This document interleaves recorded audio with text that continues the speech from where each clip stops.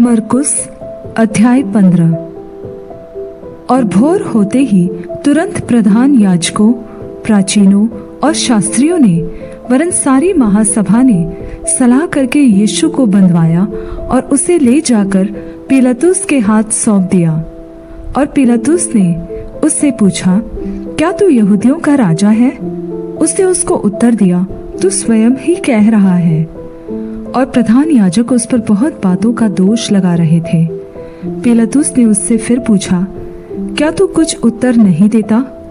देख, ये तुझ पर कितनी बातों का दोष लगाते हैं। यीशु ने फिर कुछ उत्तर नहीं दिया, यहाँ तक कि पिलातुस को बड़ा आश्चर्य हुआ। वह उस पर्व में किसी एक बंधुए को, जिसे वे चाहते थे, उनके लिए छोड़ दिया करता था। और बरअब्बा नाम का एक मनुष्य उन बलवाइयों के साथ बंधुआ था जिन्होंने बलवे में हत्या की थी। और भीड़ ऊपर जाकर उससे विनती करने लगी कि जैसा तू हमारे लिए करता आया है वैसा ही कर। पिलातुस ने उनको यह उत्तर दिया, क्या तुम चाहते हो कि मैं तुम्हारे लिए यहूदियों के राजा को छोड़ दूं? क्योंकि मैं जानता था कि प्रधान याजकों ने उसे ढाल से पकड़वाया था। परंतु प्रधान याजकों ने लोगों को उभारा कि वह बरअब्बा ही को उनके लिए छोड़ दे। यह सुन पिलातुस ने उनसे फिर पूछा, तो जिसे तुम यहूदियों का राजा कहते हो उसको मैं क्या करूं? वे फिर चिल्लाए, उसे क्रूस पर चढ़ा दे। पिलातुस ने उनसे कहा, क्यों, इसने क्या बुराई की है? परंतु वे और भी चिल्लाए, उसे क्रूस पर चढ़ा दे। तब पिलातुस ने भीड़ को प्रसन्न करने की इच्छा से बरअब्बा को उनके लिए छोड़ दिया और यीशु को कोड़े लगवा कर सौंप दिया कि क्रूस पर चढ़ाया जाए। सिपाही उसे किले के भीतर आंगन में ले गए, जो प्रीटोरियम कहलाता है, और सारे सैनिक दल को बुला लाए। और उन्होंने उसे बैंगनी वस्त्र पहनाया और कांटों का मुकुट गूंथकर उसके सिर पर रखा और यह कहकर उसे नमस्कार करने लगे, हे यहूदियों के राजा, नमस्कार।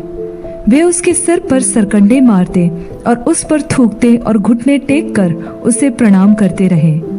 जब वे उसका उपहास कर चुके तो उस पर बैंगनी वस्त्र उतार कर उसी के कपड़े पहनाए और तब उसे क्रूस पर चढ़ाने के लिए बाहर ले गए। सिकंदर और रूफस का पिता शमौन नाम एक कुरेनी मनुष्य, जो गांव से आ रहा था, उधर से निकला। उन्होंने उसे बेगार में पकड़ा कि उसका क्रूस उठा ले चले, और वे उसे गुलगुता नामक जगह पर, जिसका अर्थ खोपड़ी का स्थान है, लाए और उसे गंधरस मिला हुआ दाखरस देने लगे, परंतु उसने नहीं लिया। तब उन्होंने उसको क्रूस पर चढ़ाया और उसके कपड़ों पर चिट्ठियां डालकर कि किसको क्या मिले उन्हें बांट लिया।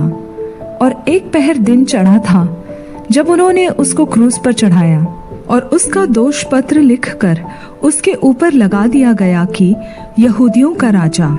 उन्होंने उसके साथ 2 डाकू, एक उसकी दाहिनी और एक उसकी बाईं ओर क्रूस पर चढ़ाए। तब पवित्र शास्त्र का वह वचन कि वह अपराधियों के संग गिना गया पूरा हुआ। और मार्ग में जाने वाले सिर हिला हिलाकर और यह कहकर उसकी निंदा करते थे, वाह, मंदिर के ढाने वाले और 3 दिन में बनाने वाले, क्रूस पर से उतरकर अपने आप को बचा ले।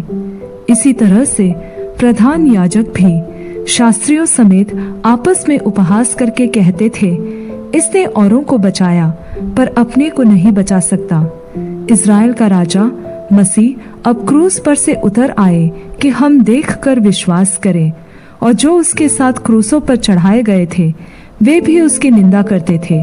और दोपहर होने पर सारे देश में अंधियारा छा गया और तीसरे पहर तक रहा। तीसरे पहर यीशु ने बड़े शब्द से पुकार कर कहा, इलोई इलोई लम्मा शबक्तनी, जिसका अर्थ है, हे मेरे परमेश्वर, हे मेरे परमेश्वर, तूने मुझे क्यों छोड़ दिया? जो पास खड़े थे उनमें से कितनों ने यह सुनकर कहा, देखो, यह एलिया को पुकारता है। और एक ने दौड़कर पनसोख्ता को सिरके में डुबोया और सरकंडे पर रखकर उसे चुसाया और कहा, ठहर जाओ, देखे एलिया उसे उतारने के लिए आता है कि नहीं। तब यीशु ने बड़े शब्द से चिल्लाकर प्राण छोड़ दिए और मंदिर का पर्दा ऊपर से नीचे तक फट कर 2 टुकड़े हो गया।